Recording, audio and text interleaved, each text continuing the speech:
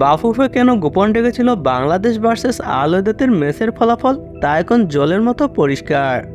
আর আমাদের চ্যানেলটি সেই ম্যাচের ফলাফল ঢালাওভাবে প্রচার করেছিল, এমনকি ফাহমুদুলের হ্যাটট্রিকের বিষয়টিও প্রচার করেছিল আমাদের চ্যানেল। যদিও দর্শকরা তখন সেই ম্যাচের ফলাফলের সত্যতা নিয়ে সন্দেহ প্রকাশ করেছিলেন। সেই ম্যাচটির ফলাফল যে দিনের আলোর মতো সত্য তা এখন মেনে নিচ্ছেন সব দর্শক। ম্যাচটির ফলাফল গোপন রাখার প্রকৃত কারণ হলো সিন্ডিকেট কখনো চায় না দেশের মানুষ সত্যি ঘটনাটি জানতে পারুক।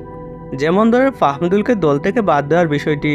ফাহমুদুলকে কেন দল থেকে বাদ দেওয়া হলো তার কোনো যৌক্তিক কারণ দেখাতে পারেনি বাফুফের চেয়ারম্যান অথবা কোচ হাবিয়ের ক্যাবরেরা। সিন্ডিকেটরা জনগণের চোখে ধুলা দিয়ে দুর্নীতির মাধ্যমে যোগ্য স্থানে অযোগ্য ব্যক্তিদের বসায়। আর সেই সিন্ডিকেটের কাছে জিম্মি হয়ে আছে পুরো দেশের জনগণ। তারা জনগণের আবেগ নিয়ে খেলে নিজের স্বার্থ উদ্ধার করে।